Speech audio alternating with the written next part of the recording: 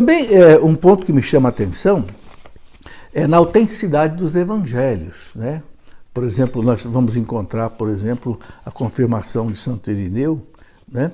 Que deixou lá na sua obra Contra os Hereges vários registros importantes da atuação desses padres com relação, vamos dizer assim, na confirmação que os evangelhos são, de fato, escritos pelos evangelistas, e não a posteriori, pelas comunidades mais tarde, aqueles que querem separar o Cristo da fé, do Cristo da história, como Rudolf Bultmann, né? Esse testemunho deles é muito importante. Por exemplo, Santo Irineu, ele escreveu o seguinte, né?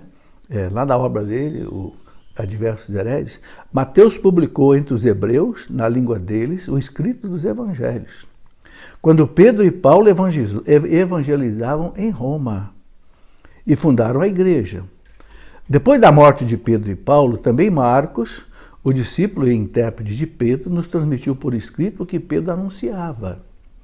Por sua parte, Lucas, o companheiro de Paulo, registrava num livro o evangelho pregado por eles. E depois João, o discípulo do Senhor, aquele que tinha recostado a cabeça no peito dele, também publicou o seu evangelho quando morava em Éfeso, na Ásia.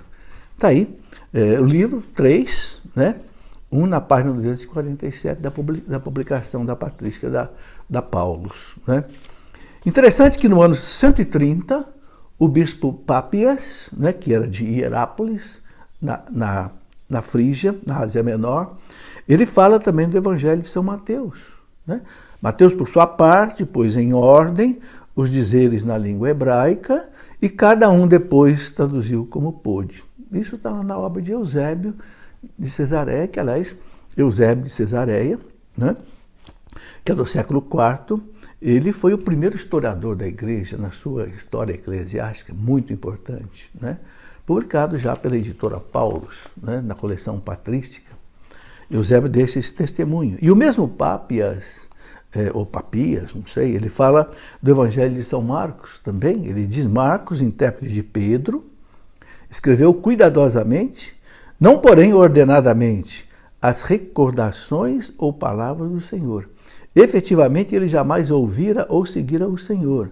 Mas, conforme disse, mais tarde ele conviveu com Pedro, que pregava segundo a necessidade dos ouvintes, mas não elaborou uma síntese das palavras do Senhor.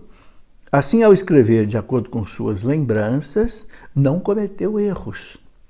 Tivera o único propósito de nada omitir do que ouvira, sem impingir algo de falso. Ali, na obra de Eusébio, da história eclesiástica. Então, a gente vai vendo aí o desenvolvimento da fé. E os evangelhos são fundamentais para a nossa fé.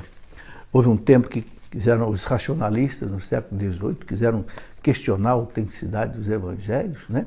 E Renan, Harnack, Rousseau, Voltaire, Diderot, Condorcet, aqueles que foram os mentores da Revolução Francesa, quiseram destruir a crença nos evangelhos, mas acabaram quebrando a cara, né?